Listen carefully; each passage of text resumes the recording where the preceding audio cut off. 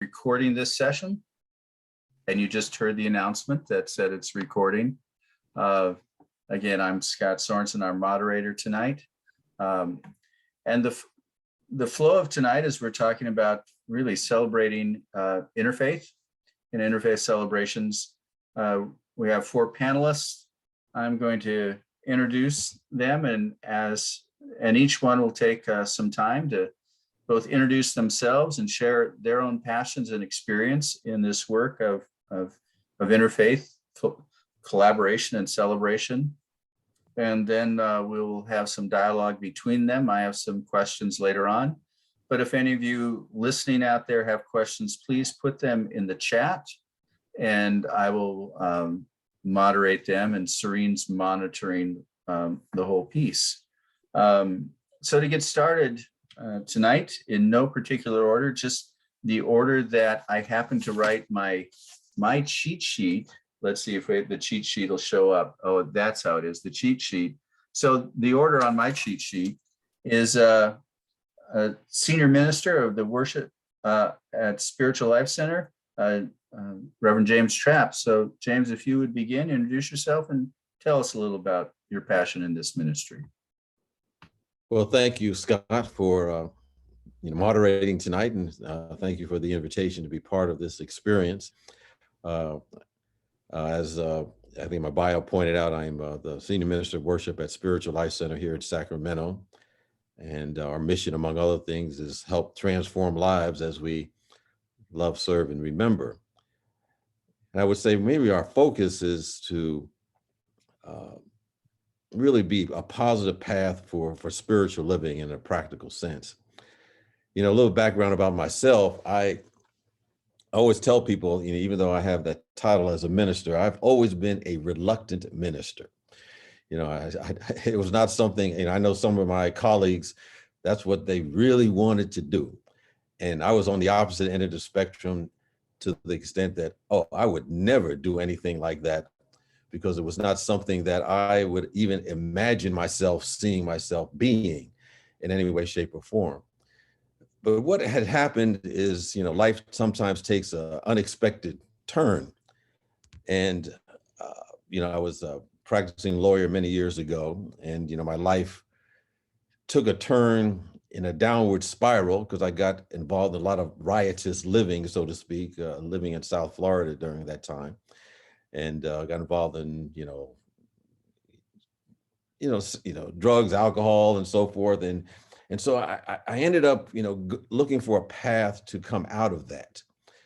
And even though I was never one to be involved in any kind of spiritual work, I realized as I look back, even when I was in college, I was very interested in kind of spiritual philosophy. It wasn't something that I would take for a major, but I would, they allow us to what they call audit a course. And you could just take it, and if you passed it, you got a credit. If you didn't pass it, it didn't matter. So I would take a few of those because I was just interested in showing up. And I remember that I had a fairly religious parent, but I wasn't religious at all. And I was always looking for something that was a little bit more practical for life, because I consider a lot of things I was learning to be impractical. And I remember a teacher posing a question to the group when he was talking about Christianity, which unity is a part of. And he asked if Jesus was seated at a table with a Buddhist, a Hindu, a Muslim, a Zoroastrian, or a Shintoist, do you think he would turn to them and say, you must forsake your beliefs and accept mine? And that was an interesting question to ponder. His perspective was he probably would not have taken such a position, since he believed that he taught universal principles that anyone, regardless of what path they happened to be on, or if they had no particular path at all, could apply to their life. So that was a question that kind of posed in my mind, and I had a friend of mine who introduced me to the community that I am part of, or the faith tradition. And it was something along those lines, because we sought to, and what got me interested is finding what are the commonalities and where people really meet to find common ground in their beliefs, because in our society, particularly today, our society is extremely polarized and divided. And I know there's a statement that says that if we really want to bring, peace and harmony in all the land, so to speak, it has to be with, religions, because a lot of I think our DNA is really has its origin in, religious beliefs and religious philosophies. So this is my interest, I think, in the conversation. One of the things I discovered over time is that there are a lot of similarities in most of the major philosophies, particularly when it comes to what I call the mystical level of the beliefs. Whether it's the mysticism in Christianity, the Sufism in Islam, or the other transcendent parts of religious paths, where they often meet. And that's one of the things that has interested me particularly, because at bottom, all of us are seeking, at least I believe, we're seeking a personal experience with the divine. And all of the pathways, I think, have a way for us to have that opportunity to do it. So one of the things that I seek to embrace is to find that commonality, because if we're going to bridge some of the division that I think we're seeing in our world today, we have to have what I call authentic conversations that find out where we meet as opposed to where we're different. So I'll kind of leave it at that. I know you want to keep about maybe 4 or 5 minutes, so I'm timing myself, so I'm about that at that time. So just to acknowledge that request. All right. Thank you very much, James. Next on my list, the pastor of both Gethsemane Lutheran Church and Lutheran Church of Our Redeemer in Sacramento, Jason Bensey. Jason, if you would introduce yourself and share a few thoughts. Thanks, Scott. Another Lutheran, as I said earlier, to keep me on the toes of true to my faith and background, or at least correct me when I'm wrong this evening, Scott. Scott was the conference dean of the Lutheran churches in Sacramento when I received the call to move from my life in Indiana and school in Chicago to Sacramento nearly 14 years ago. And I've had some interactions with the now Interfaith Council of Greater Sacramento, and I'm pleased to connect tonight. As again, to reconnect, I was at the Power of One event, which is a superb event that Serene put together and led earlier this year, pulling together. I helped nominate Lloyd Hansen, whose service I officiated recently, as a recipient of the Power of One, and brought together tables of Lutherans for his honoring. And I actually was with John Fish, part of reformulating from what was the Interfaith Service Bureau. We closed down the building on K Street. We gathered in some very rough meetings to dissolve the Interfaith Service Bureau and come up with this new entity without a physical location of the Interfaith Council of Greater Sacramento, and served on the board and met many great people, and appreciate still chance to interact. I pastor, as Scott said, Lutheran Church of Our Redeemer, and at 9 a.m. on Sunday mornings, and Gethsemane Lutheran Church a mile down the street at 11 a.m. on Sunday mornings, 2 small Lutheran parishes. And also from time to time, as Scott was noticing earlier, go over to Travis Air Force Base to serve as a chaplain to the United States Air Force, which is definitely an interfaith community of sorts. A variety of Americans from all over the country and world coming through Travis.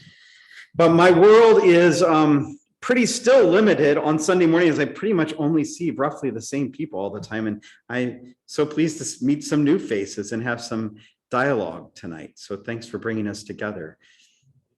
I grew up, as I mentioned, in Indiana in one facet of the Lutheran Church and moved to another facet and moved to another. They often say there's Methodists and Methodists and Methodists and Presbyterians and Presbyterians. And I'm sure then even within my own neighborhood, I think we have 5 different Jewish synagogues within a 2-mile radius of me. But there's a variety of Lutherans. I grew up in the Lutheran Church Missouri Synod and now serve in the denomination that is the Evangelical Lutheran Church in America, locally the Sierra Pacific Synod. And I think something I'm thinking about discussing tonight is really just what that means as Lutherans as a reform movement within the concept of history and Martin Luther's place in it. Other things about me, I don't know what else to really you want to know or share other than, well, I will share maybe beyond my formation outside of Sacramento, a brief piece, and then leave it at that is, I grew up in an entirely Lutheran worldview most of my life, and went to a Lutheran parochial school as a child, and except for 4 years in high school, I've only been in Lutheran schools, including college and seminary. And graduating out of seminary, I did 2 years in the Lutheran Volunteer Corps, 1 year working for Lutheran Immigration and Refugee Service in Baltimore, advocating on behalf of detained immigrants after 9/11, and then also a year with the Seminary Consortium for Urban Pastoral Education out of Chicago. So I've held on to 2 of those passions still, working with immigrants and refugees in Sacramento, and also a concern of working for urban ministry generally as well. And I love it here. I love Sacramento. I'm pleased to get to meet new people and share in the conversation tonight. Thank you, Jason. Next on my sheet in order, Roger Ganay. Roger, you want to tell us a little about yourself as well as your connection with the interfaith community?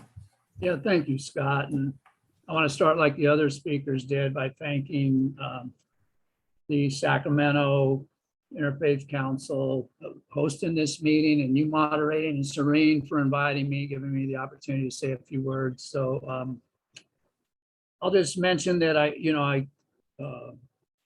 really believe strongly in multi-faith celebrations and collaboration. I believe in there's one God, that religions, the major religions come from God, and that humanity is one race, the human race. But I'll start with a little background.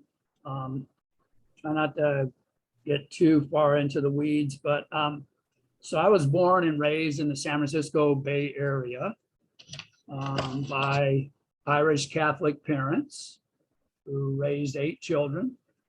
And so being raised Irish Catholic, I attended church and what was called catechism, basically Sunday school, as a child and into my junior youth age, 13 or 14. And once I got into high school, I began asking a lot of questions, which I couldn't get satisfactory answers from the nuns or the teachers at Sunday school. So I began to inquire from other faith groups. I was still in the Bay Area. I started college in the Bay Area and still there.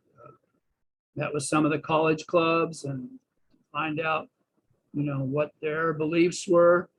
And I was asking, the basic questions of, is there a God? Why am I here? What is our purpose in life? Those kinds of basic questions as a 19, 20-year-old student at college. And while in college, I met my girlfriend, Kathy.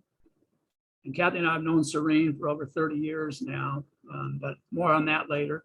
And so Kathy and I shared similar spiritual and philosophical beliefs, and she also had questions. So we began what I refer to as our independent investigation for the truth. Again, asking those questions, what is there a God? Why are we here? What is spirituality? And so it was a process, a year or two of searching that our spiritual path ultimately led us to the Baha'i faith. and the teachings of Baha'u'llah. And so Kathy and I investigated the Baha'i faith, reading the writings and attending meetings where we found we agreed with the teachings that I had mentioned earlier, the primary teachings being there's one God, that all the major religions come from God, and that humanity is one. We're one race, the human race, and we're striving toward unity and diversity, recognizing the cultural, ethnic diversity within the human race, and yet recognizing, our similarities as well. So in 1972, after Kathy and I became Baha'is, we then got married in 73. And after graduating from the university, we moved to the Central Valley and started a family, and ultimately ended up in Citrus Heights in 1987, where we raised our 3 sons and continue to serve on the Spiritual Assembly of the Baha'is of Citrus Heights. And so Serena and I have been in touch all these years, so she probably knows a little bit of this background of me. And I mentioned to you earlier, Scott, how as a representative of the Baha'i faith, I met Dexter McNamara and volunteered to serve on the Interfaith Service Bureau, which I guess he was the executive director at the time, if I recall. This was early 1990s. And because of my belief working together, I always liked working with like-minded people. And so at that time, the Interfaith Service Bureau did have a meeting place. I heard one of the speakers say you're now don't have a meeting place, but we did at that time.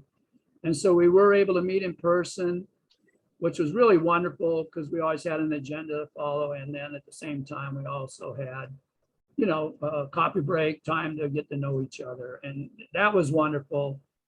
And so 2 ways that we really got to know each other, the meeting was one of them.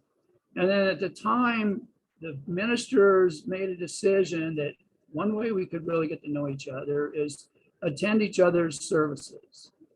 And so I was fortunate. I had the honor, the privilege of attending services at several of the Christian churches that the ministers invited us to, the Jewish synagogue. I can't remember who the rabbi was at the time, the Muslim mosque, and the Sikh temple, among others. And so it really, for me, it was a wonderful learning process. And I have to say, I approached it with a posture of learning because that was, as one of the speakers said earlier, I was discovering so many similarities that we all had. And one of the things that struck me was at the Sikh temple, and you may remember Scott, Reverend Gill was on he was a member of the Interfaith Service Bureau at the time, and the Sikh minister who invited us to his service.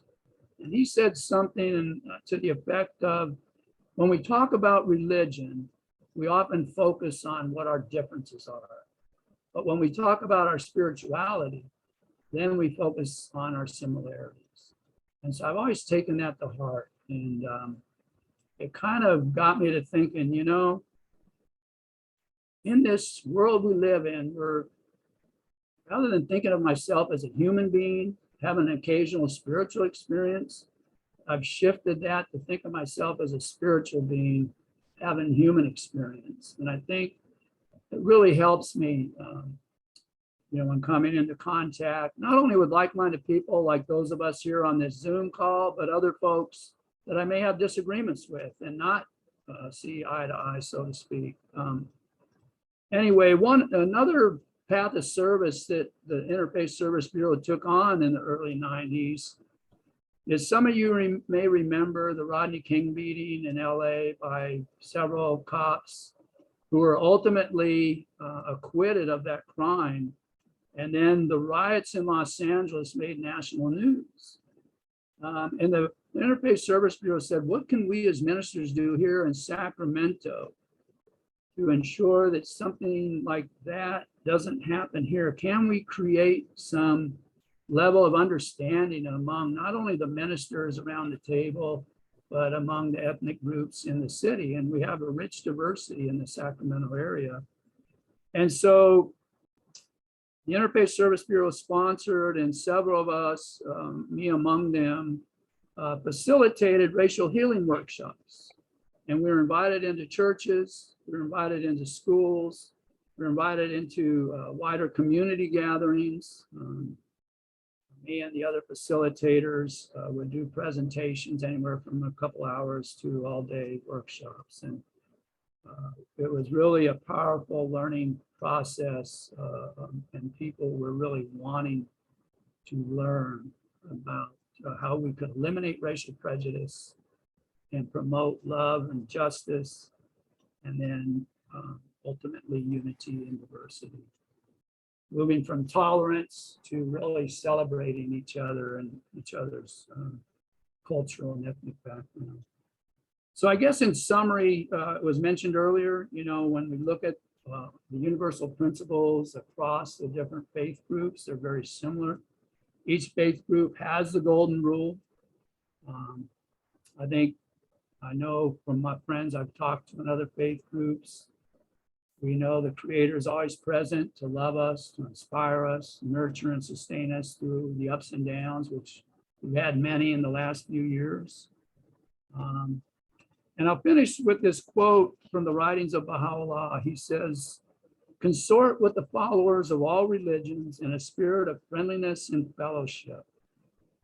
And this is something that I believe is, really important, that like for this group, I really appreciate the way you termed the title of this as generous listening. And I think it's so important that we continue to have these meaningful conversations and be leaders in promoting understanding, compassion, love, and respect, as well as what you're doing, working together in service to our community, striving for peace and unity and justice, elimination of racial prejudice, equality of women and men. So again, thank you. Appreciate you guys listening. Thank you, Roger. Next up, Reverend Rick Harrell, who is the senior minister at the Center for Spiritual Awareness. He started just in July in 2022. And on the first thing, and Serene, go ahead and Rick, so he can share his screen here coming up. But on your website, Rick, one of the first things it says, if you like Brene Brown, and starts listing, and to borrow from a famous movie, you had me at Brene Brown, So the creativity of our founding minister. Rick, go ahead and share kind of a little of your story and a little about your kind of interfaith work and what brings you here tonight. Sure. Thank you very much. I'm really delighted to be here as the newbie. I grew up in the Midwest, a traditional Christian church all the way through life. I've been in church my entire life. From the 8th day of my life, I've been in church. But my parents in my teen years started taking classes at Unity. And so I was exposed to Unity as a teen and Science of Mind as well. But I never left the traditional expression. So I then continued on and I became a respiratory therapist. I've worked in hospital administration for the last too many years to, I had a full head of hair when I started. I started seminary, and when part of going to seminary was to do CPE. So here I had been a part of church my entire life. I was in seminary studying the mystics at the time, and did a clinical pastoral education. And because I had been in the hospital for so many years, they intentionally put me in environments that were very, very different from what I would have ever experienced in the work that I did. And I was transformed by that experience. The hospital that I covered at the time was the hospital immediately outside of Disney World in Florida, called Celebration Hospital. And at the same time, I also was training at the Adventist Hospital. That was the part of my rotation. And I was transformed by that experience. There were just what happens when you deal with patients. And I was dealing with patients in a very different perspective than I had in the past. And that started my interfaith, shall we say. I took a left turn. And I continued on, and I, continued to work in the hospital, but I continued to study. And I have been in maybe 7 or 8 states in my life, and each one of them, I joined the Center for Spiritual Living, which is the Center for Spiritual Awareness is a part of a larger organization called the Centers for Spiritual Living. And we are intentionally interfaith, multi-faith, whatever the appropriate term is.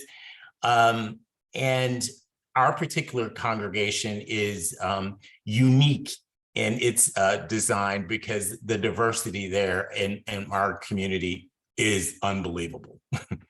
It was always the dream of my life for church to be what I live in and lead now. Never had any idea that I would be the leader.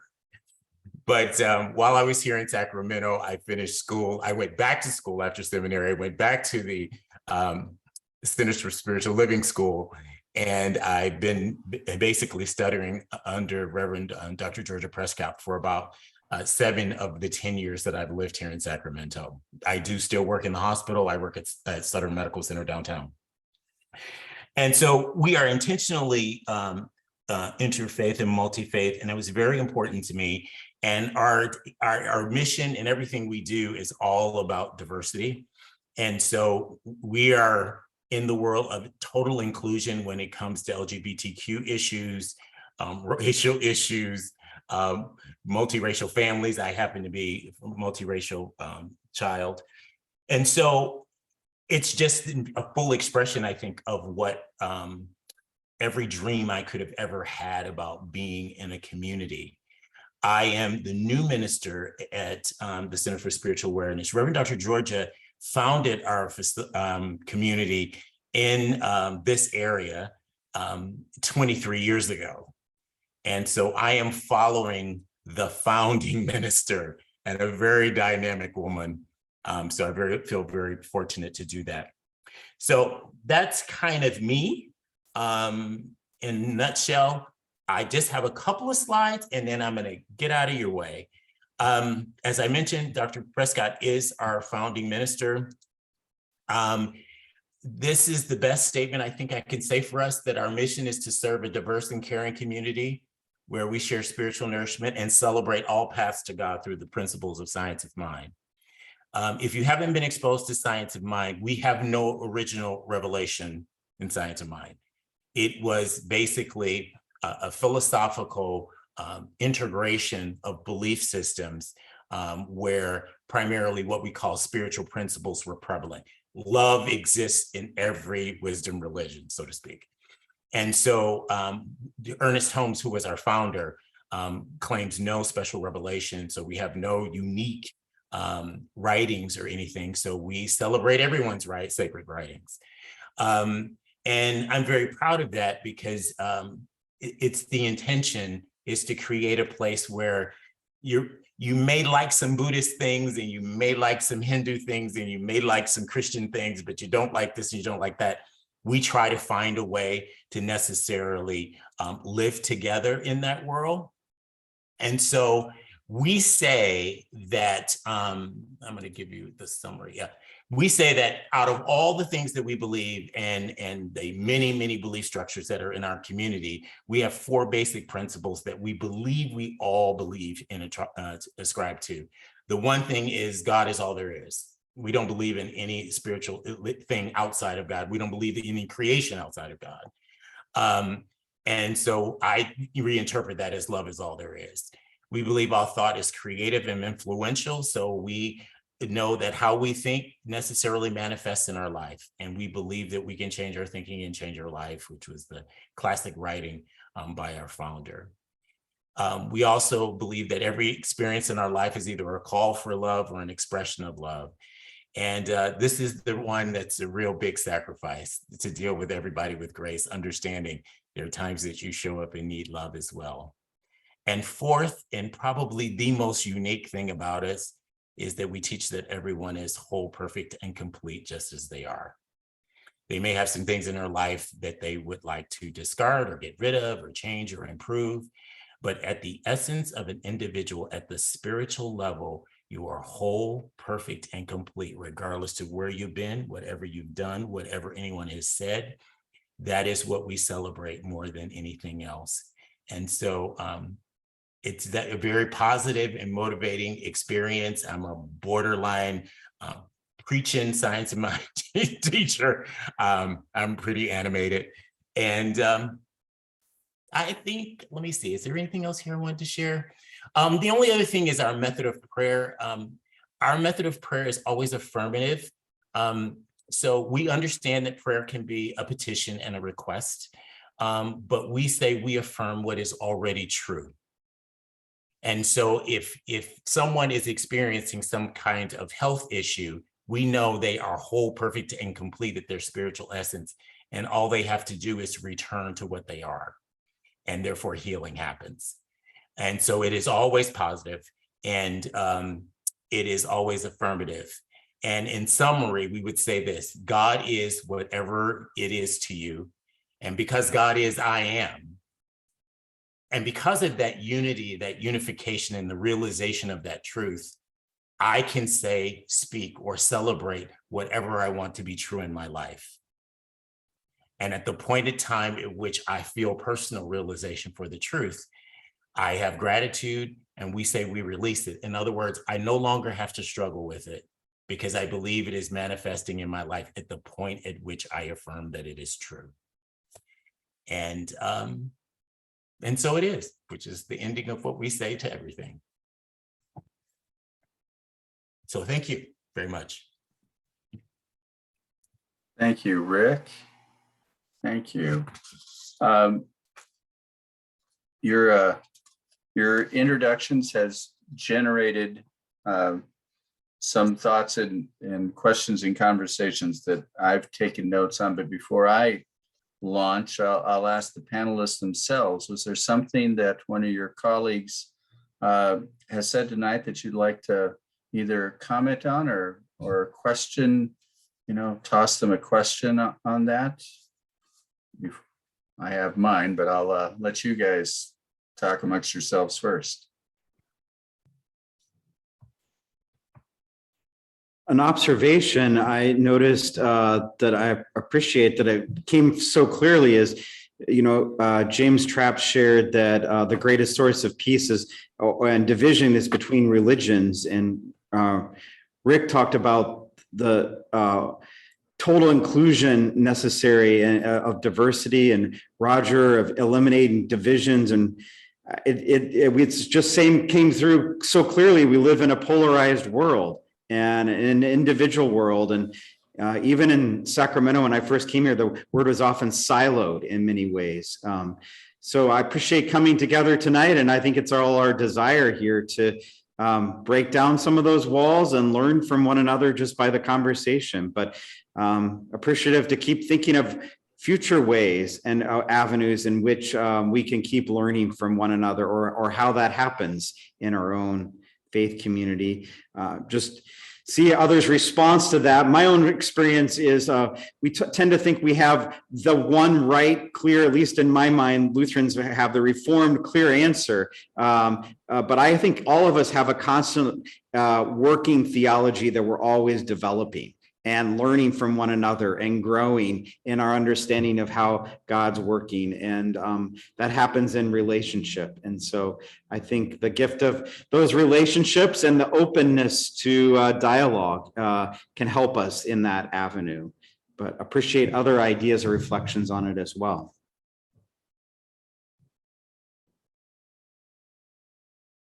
Thank you, Jason. Anyone? James, were you going to say something? I was probably just thinking something. I always had this question about, I think something like Roger had pointed out, maybe others have said some of the same things about how to find common ground. Because I've been contemplating this question myself, particularly, I think sometimes within a group like this, it's pretty, how should I say, civil, and an opportunity to have positive conversations. But I often wonder how do we approach, say, outside groups to come to common ground? Because one of the things that I think is a challenge is overcoming the sense of otherizing, someone that they're against. And I don't know if I have an answer, but I just posed the question, just how would others approach that outside of a religious community that recognizes the importance of having that sense of connection and common ground?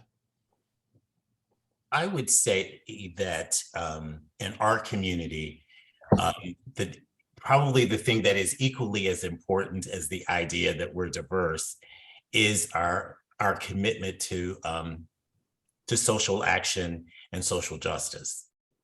And so it is one of the strongest beliefs. So we have a tendency to be active, not necessarily about a specific religious experience, but how it is practiced in the world, that our belief structures call us to oppose oppression and to necessarily always serve and care for people who are in distress.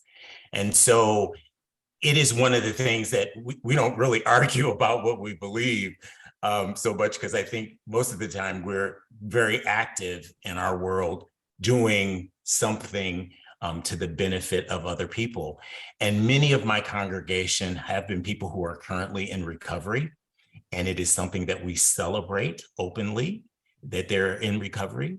And as a result, we just have a diverse group of people, but we can be active together in the fact that we can, stand with our Islam brothers, and and anyone else who's necessarily suffering under any type of oppression. And that's really how we work together the strongest. We celebrate well together, but we are at our best when we are participating in social justice and social action. I'm going to push the four of you on this conversation a little farther. And let's make it a little harder, because what I hear from all of you is, and I think we see it globally, that there is one of two divergent movements. There is a movement towards greater interfaith and intercultural cooperation. There's movement north and south, east and west. There's a movement, Rick, that you spoke of, this movement to figure out how do we connect, and Roger talked about as spiritual people who are spiritual and humans. But we all know that there's also, at the very same time, an increased movement towards tribalism and isolation and xenophobia. This countervalence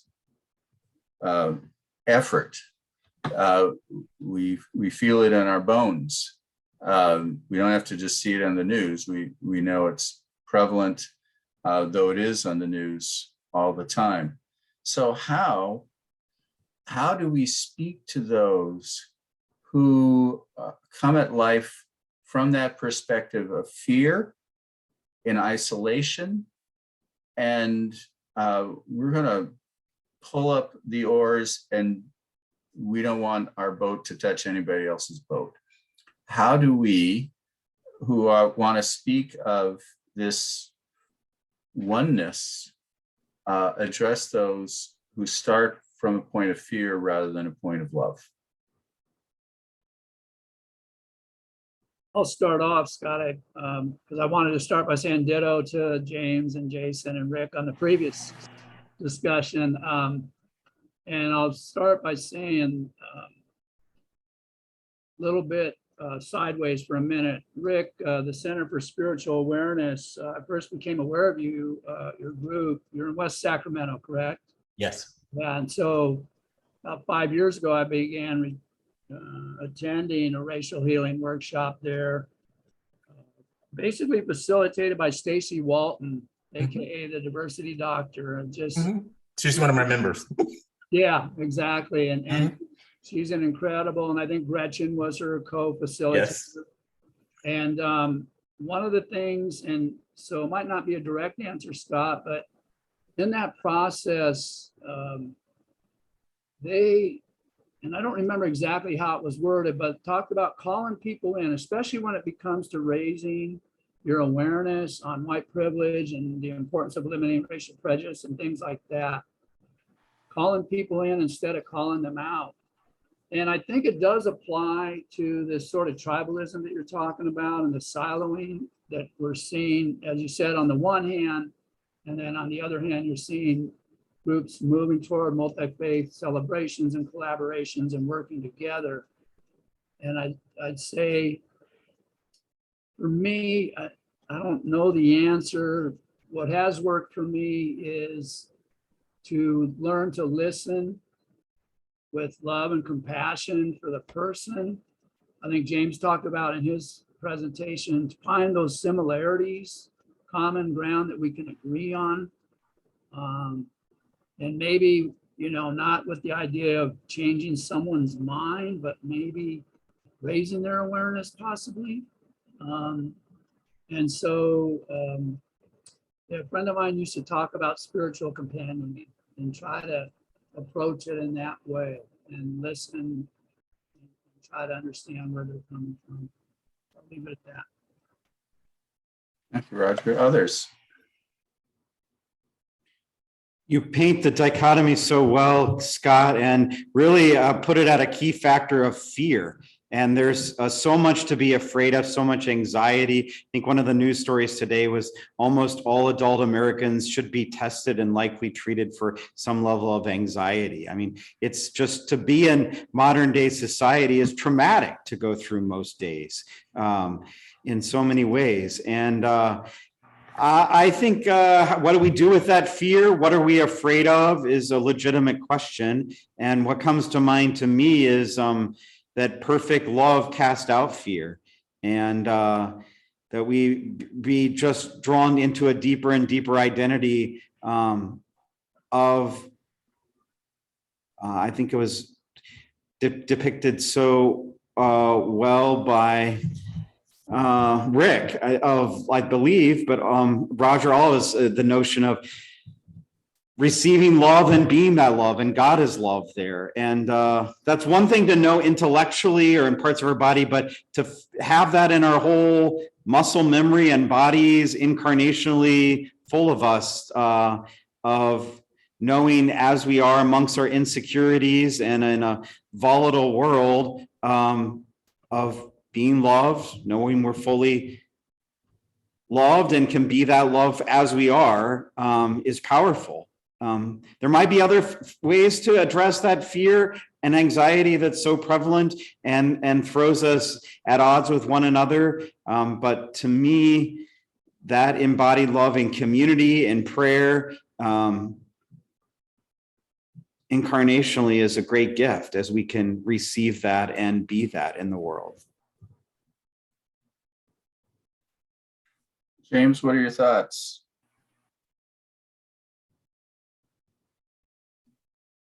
Unmute myself here.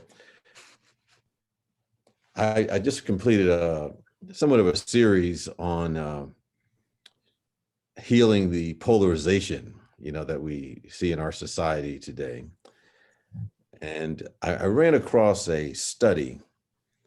I think it took place in the early 1950s, but it was, I guess they were psychologists or psychiatrists that put together two groups of fifth graders, and one group, and they sent them to a camp, and they didn't know that each of them were there in the beginning. One group came, they ate by themselves, they swam in the same swimming holes and so forth, and then eventually they discovered that there was another group there. And immediately they wanted to, challenge the other group even before they met them. And it led to a pretty diverse and divisive experience between the two. and they were kind of making up stuff to, make the other to demonize the other group.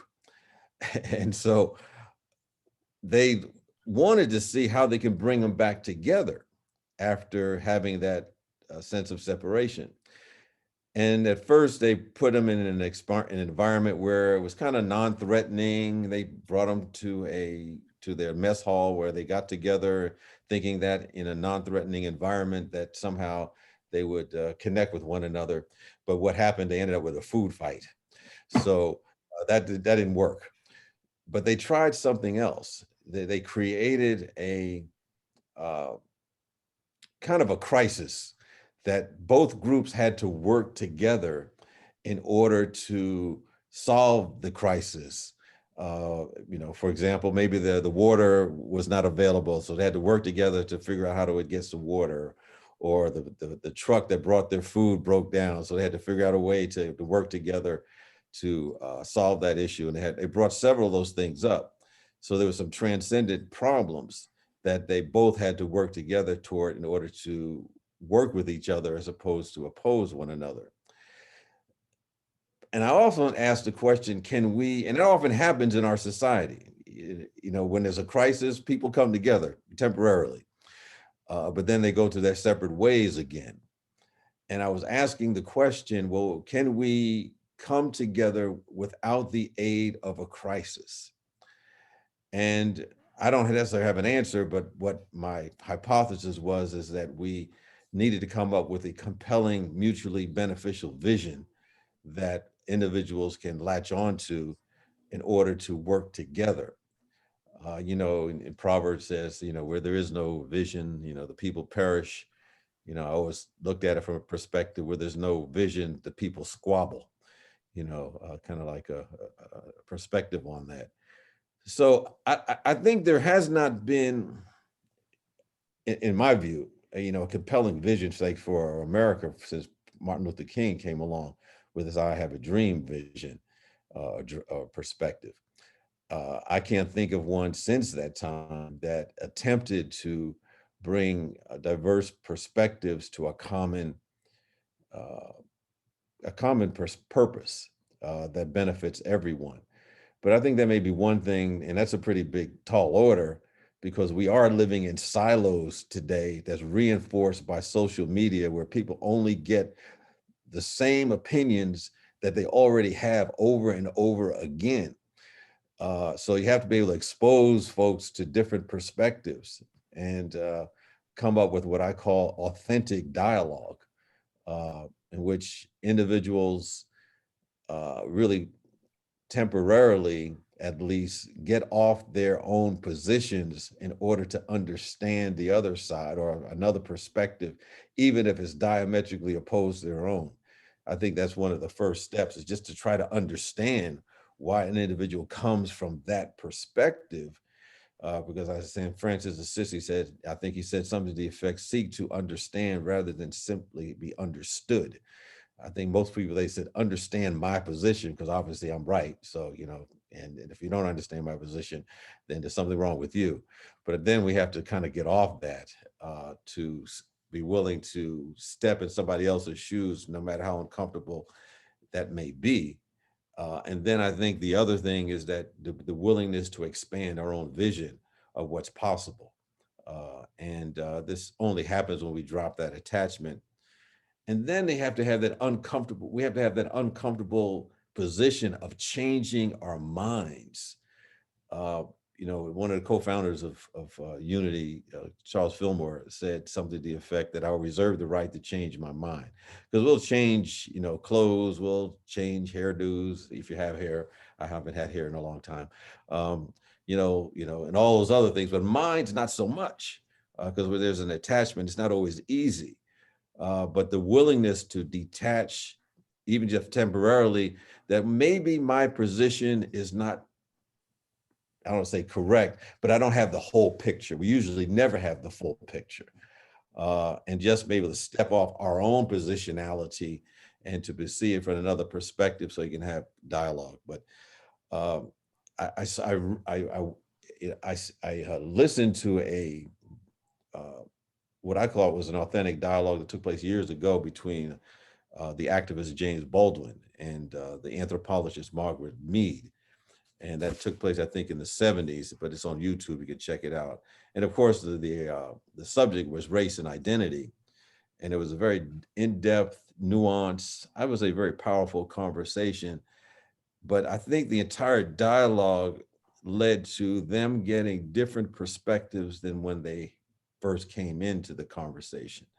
And there was something magical that happened in which new ideas emerged that they had not thought of before. And I think that's what authentic dialogue does, is that you are able to create something new that was not there from the beginning. Because I think authentic communication means to make something common. How can we make something common? Anyway, I've been thinking about this a lot, because it is, on the forefront of what's happening in our society today.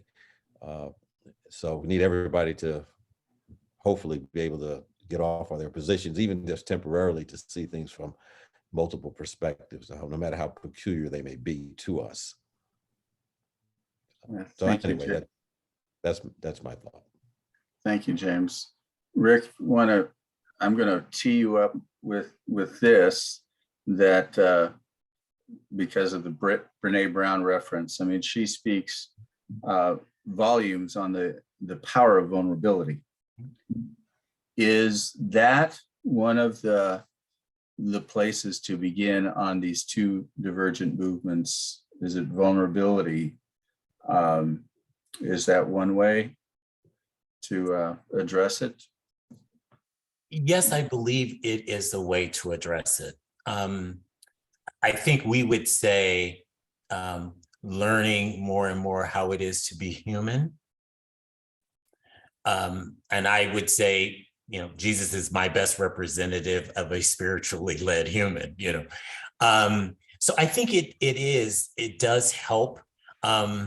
Whereas you may read, I was Episcopalian, you would read 3 readings from the Bible, right? I will speak from Brene Brown. And I always have a religious or a sacred idea, thought, quote, or in whatever I say. But I think we use other ways to create commonality. A lot of my community are, shall we say, the people that the traditional church did not accept. And so vulnerability from our perspective is, I was hurt someplace else, and I have to learn how to live in a community of love. And so I think vulnerability helps. I think everything that everyone has said, I think a crisis helps. I think most importantly, when people get to know other types of people, they find out that they're really not the devil. And that's how the workplace has become a more therapeutic environment than church sometimes. And church and faith communities are typically the place where people go where things haven't changed. You can go back and you can only be with the Lutherans, misery synod, right? You can go back and be with them, and you're right and everybody else is wrong. And so that is a hard thing to overcome. And most groups have thousands of years of history behind it to overcome. What would Luther say, right? What would John Calvin say? In this case, I don't think they would be diverse enough for me, but a product of their time. So I think all of those things are a challenge. And I think the variety of what people have mentioned here is the way. I think our way is always going to be, how do people become the best human being a spiritual being possible? And vulnerability is a really important way of understanding and humbling yourself that everything in our experience is either a call for love or an expression of love. A congregational consultant who consults with congregations from a family systems point of view. Mm-hmm. His as he works with congregations, and he's usually called in a time of crisis. I mean, that's when congregations finally realize they need help. And he goes, well, you're already paying me, so don't waste a crisis. But crisis time is a time when people can change. It is an inflection point. I want to switch gears slightly a little bit here. All of you spoke of kind of your own spiritual journey. James talked about some of the life turnarounds that you made. Roger talked about asking questions from that Roman Catholic faith that gave you a background. Jason, within you've had the bumper rails of Lutheranism around you your whole life, and yet have always moved in other circles as well. And Rick, as you said, coming from Episcopal roots through Unity, CPE, changing, you've all had this spiritual journey that you, even in our short time tonight, have spoken of. So I wonder if you would be willing to share one or both of these sort of experiences. One, an interfaith work that brought you great personal joy, and or a time of unbelievable lack of cooperation of the Spirit that brought you sorrow.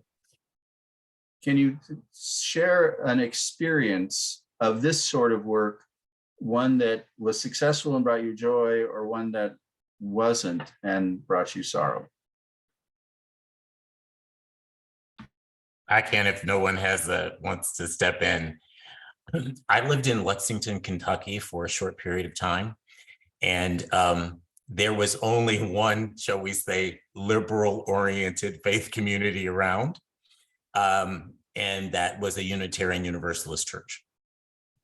And they called themselves a church too.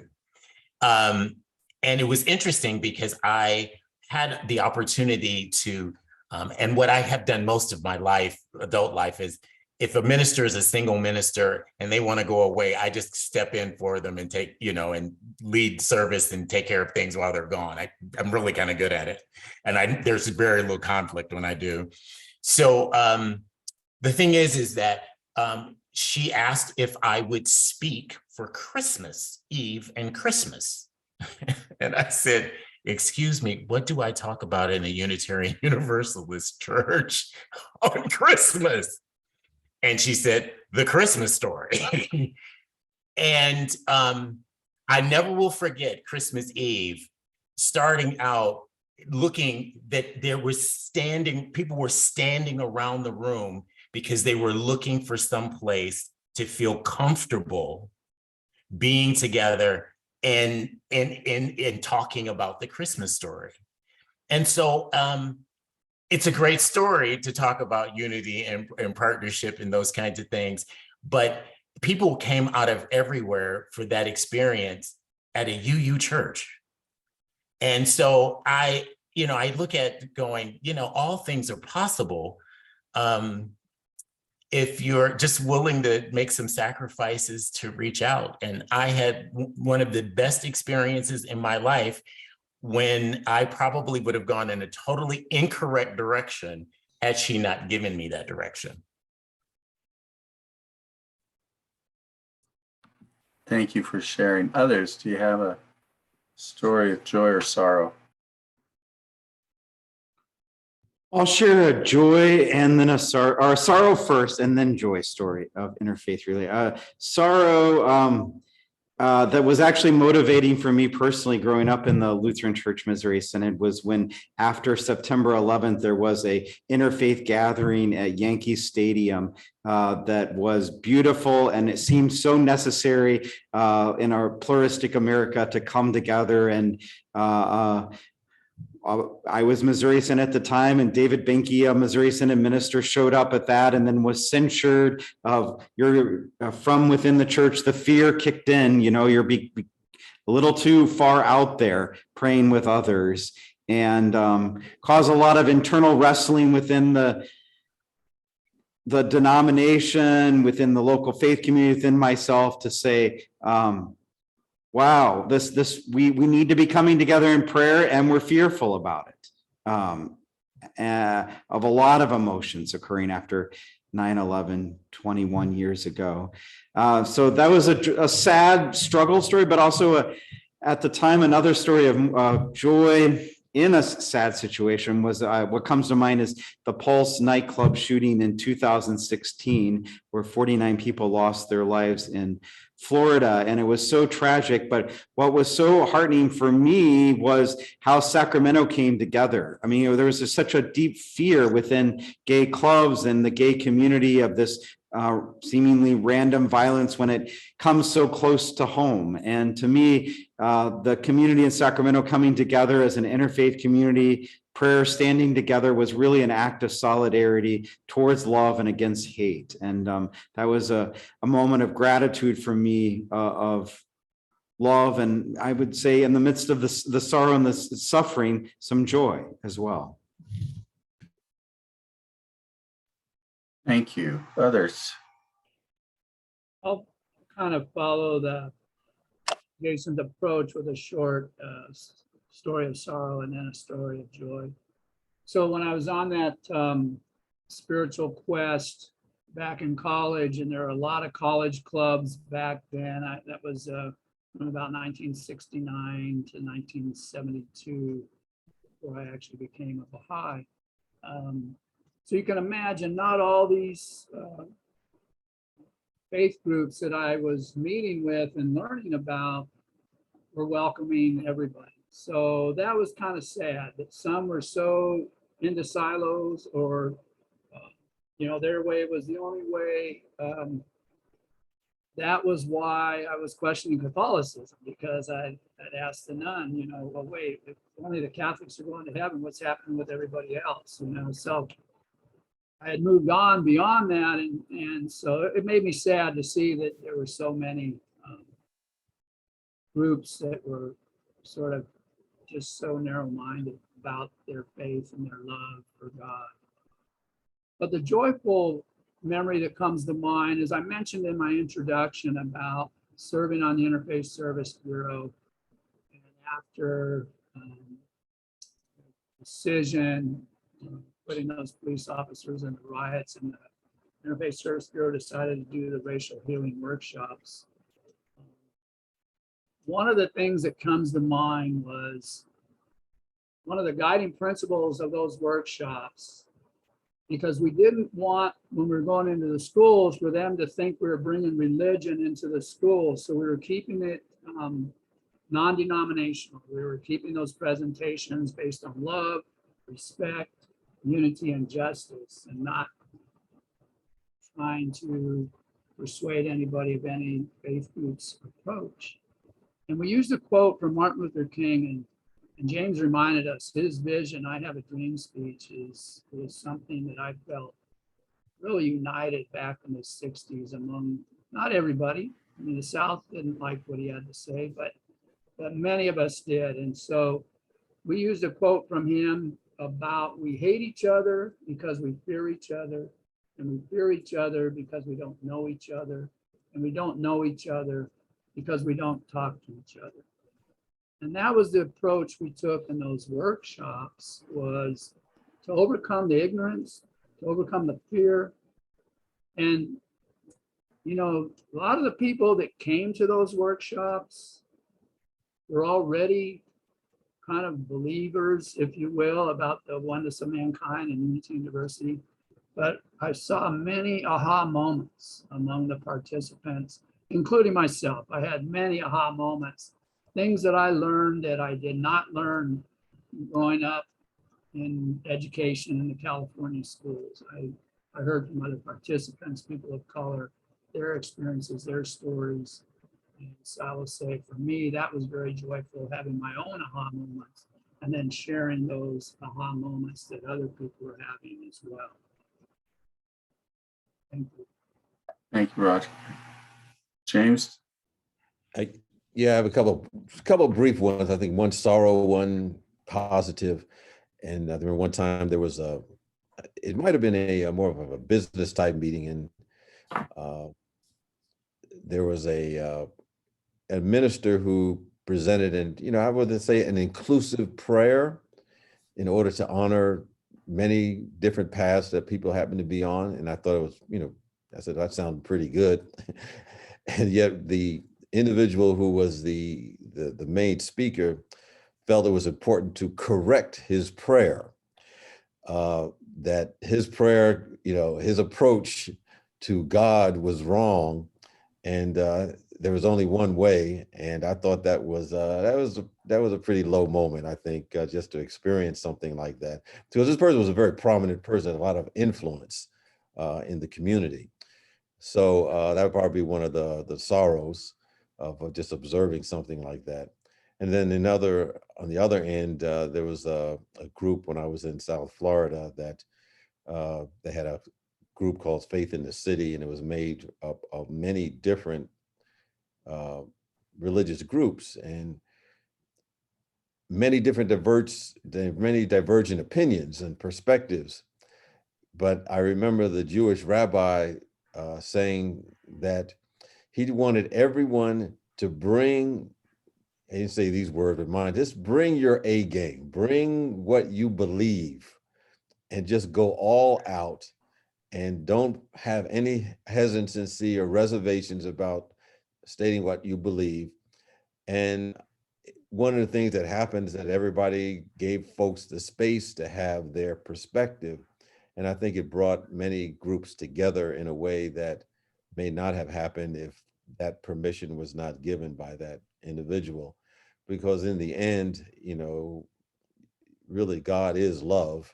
If we had one definition of that, of what God is, and I think we can all agree on that. And I think that's what we left with as an understanding, despite our own human interpretations of God. And the bottom line was that if you fall on that, then you're probably going to be okay. So those are my two. Thank you. I know I'm the moderator, I'm going to throw one in of my own here. Kind of the power that one person can make in an invitation to break down barriers, so this experience, it's not a huge cultural interfaith barrier, but it is still an old one. My family, my wife, my son, and I crashed our dear friend's kind of family trip.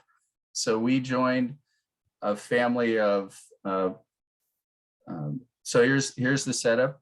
The husband and wife, Roman Catholic, going with we traveled with their family priest, a friend of the family, to Cortona, Italy was one of the stops, and they were going to have the 45th renewal of their vows. They even had a papal blessing to be read. We were going to do mass on Saturday at the Basilica in Cortona, Italy. Family from Italy were going to be there. Our friends, he was Roman Catholic, grew up and was confirmed by this priest. His wife grew up Nazarene, so landed at the Lutheran Church, of course, because when you're Catholic and Nazarene, you end up Lutheran. And so we go, I participate in the saying some of the prayers for the celebration of the renewal of vows. And then at the end, they celebrate Holy Communion. We're in a Catholic basilica, and in Catholic Mass, it is closed to only Catholics receiving communion. As they was set up, the service was both in Italian and English for the Italian part of the family. My wife and our son, who was 6 years old, were sitting in the back row. And the priest finishes the part. He serves everybody else communion. And we're still standing at the back. And he stares at me, and I stare back. He stares again, and he just starts going, "You get up here. I am not celebrating Mass without serving everybody here." And it was like this moment of enormous inclusion, breaking all the rules. But it was like, no, this is what it means to be family, to be together. And it's both the bravery and the action of one that can break that down. By the way, 3 days later, we were at a papal Mass in St. Peter's, sitting in the transept, and my wife Kathy leans over, "So are we going to go forward and take communion here too?" And I go, only if the Holy Father himself comes over and taps us on the shoulder. No, we're sitting right here for the papal mass. But there is power that any one of us can have to make somebody else feel included who might otherwise feel excluded. And I don't think we always recognize we have that power, which is key. We're going to have time for one more question and then a final thought from everybody. The last one, as we've talked about this, how do we do interfaith work with still have integrity of our own beliefs? That is, I was in an interfaith dialogue once with Imam Aziz, who is now up in Roseville. And we were on a panel, and there were some very fundamentalist conservative Christians who were looking at me and looking at him and asking me, how can you two get along? Because you don't agree on issues of the faith. And I go, yeah, we theologically disagree, but doesn't mean we aren't disagreeable and aren't friends. And it kind of blew their mind a little bit. So, but how do you individually, or from your perspective, how do you maintain your own theological conviction and still celebrate a theological way to embrace everybody? Does that make sense? The question makes sense to hold those two things? So have at it.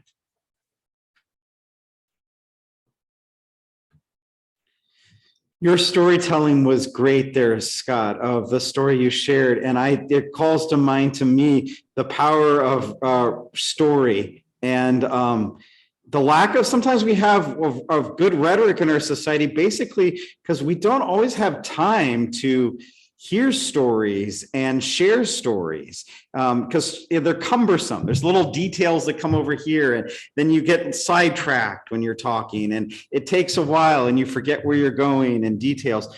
But and you just don't have life when you're meeting with your doctor, or you're at an appointment or making your next appointment. You don't have time for just a brief story of even what's going on with you in a day. But I think there's huge power in sharing our stories of how God's been at work, the people we've met, and taking time to hear another story as well. Thank you.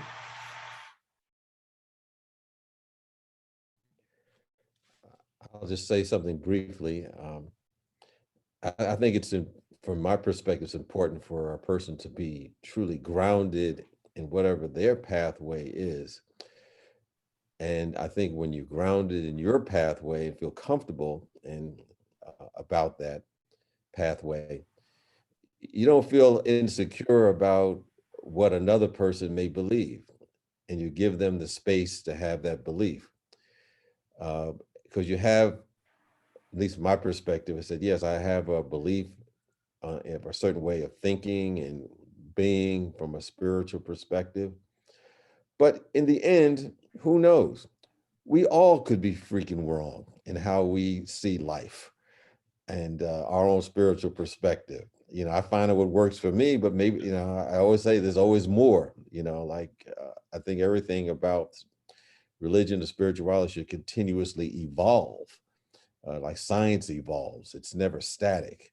And so we have to be open-minded to other possibilities. And that just simply means we kind of, yes, we believe this, but hold it loose enough to have a space to see things from a different perspective and be okay with someone else having their belief, provided it doesn't, you know, inflict harm on anyone else. It's good. It's okay. I would say my objective is never to get someone to believe what I believe.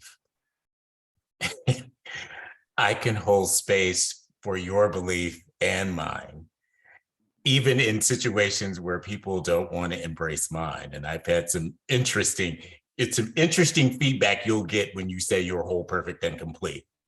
let me tell you, somebody will argue with you about how they are a personal miserable sinner. And I say, go ahead, be one. So conversion to my way of thinking and what I believe is absolutely unnecessary for me when I interact with anyone.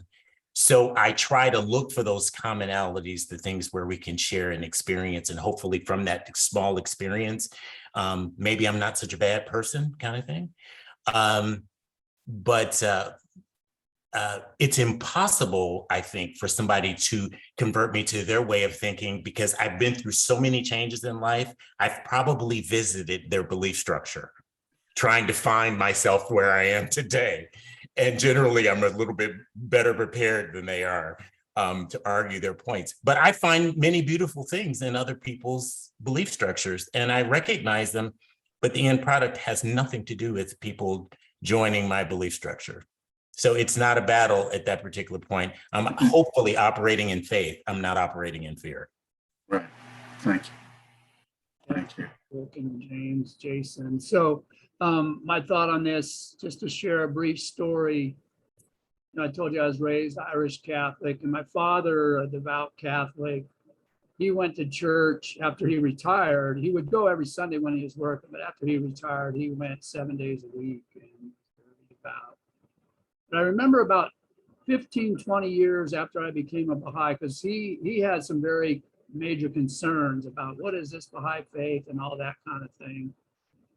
And we had a conversation, and I asked him, I said, well, what was it that helped you come to terms with it? And he said, well, you started hanging out with a different group of people.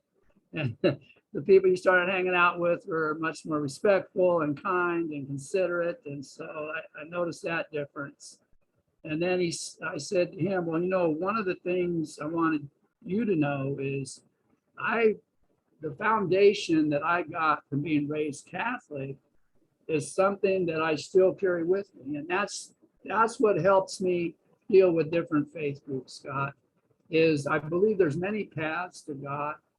And that foundation was love and respect, peace, unity, and justice. Those are the things, I learned from my father and from the church growing up. And then, of course, in the Baha'i faith, we talk about if there's a thought of war, replace it with a thought of peace, thought of hate, replace it with a thought of love. So I think I like what Rick said. I'm not trying to convince anybody. I want to listen. I want to hear where they're coming from and find those common grounds. And if there's things we don't have in common, that's okay too, where everybody's entitled to their different views. But I do believe there's many paths to God. And let me just segue briefly into a closing thought, because we're running toward the end of our time. Scott, you had mentioned to share briefly. I've just started watching the latest Ken Burns documentary, and he's such a great storyteller. And I love what you guys are saying about telling stories. I think that helps people learn in a way that they might not learn, if we're preaching or talking to them in certain ways. And this story he's telling on PBS this week is about the Holocaust, and not just what happened in Germany, but the response in the United States. And the reason I bring this up to this group is because he draws those parallels between Hitler coming to power in the early 30s, and at the same time, Franklin Roosevelt was elected president and started solving the Depression problems. But the anti-immigration, the anti-Semitism that was already present in the country, the Exclusion Acts, the anti-immigration bills, Jim Crow laws, all that discrimination that was already going on. Hitler was like, well, hey, the US is doing it, so I think we're going to do this in Germany. And there's so many parallels on his rise to power to what we're seeing, not just back in the 30s, but in present day. And I just want to remind us that back then, the Jewish congregations were calling on the good Christians of the world to stand up to Hitler's view of Christianity. And I just hope with groups like the Interfaith Council that you guys will continue to nurture those beliefs of true Christianity and Christ's love, so that if it goes south in the next 2 or 3 or 4 years, even worse than it's been, all the faith groups can come together and hopefully become leaders in, helping prevent persecutions and atrocities to, minority groups, to immigrants, etc. So thank you again for giving me the opportunity to share with you tonight. Thank you, Roger. Time just for a final thought from the rest of you.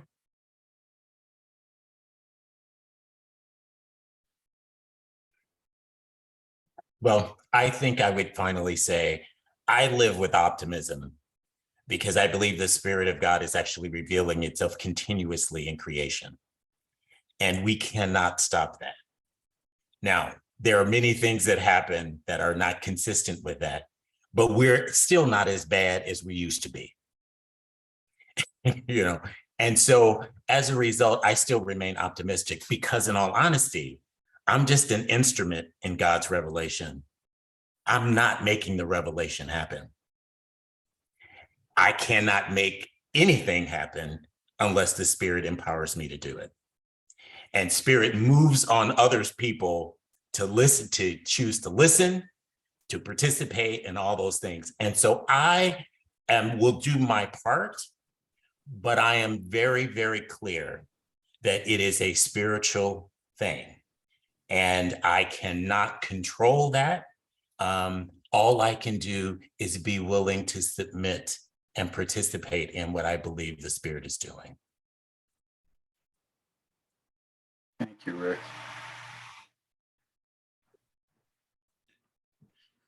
We had a church council meeting just over a week ago, and we were talking about our work, what's our mission and vision, what are we doing as leaders in the church.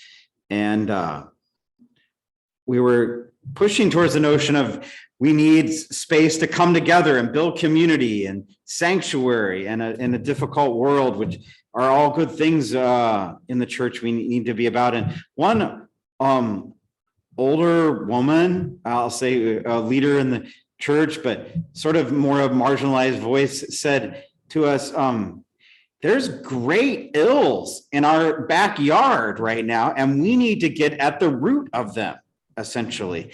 And really said this with the belief that we as a tiny, struggling church can really make a huge difference at it and getting at the root. And she talked about the epidemic of gun violence that's threatening everywhere, and the addiction to opioids that's prevalent throughout Sacramento, and the hopelessness of such suicide to opioids. And I mean, just the amount of things that we can in hope come together and work on.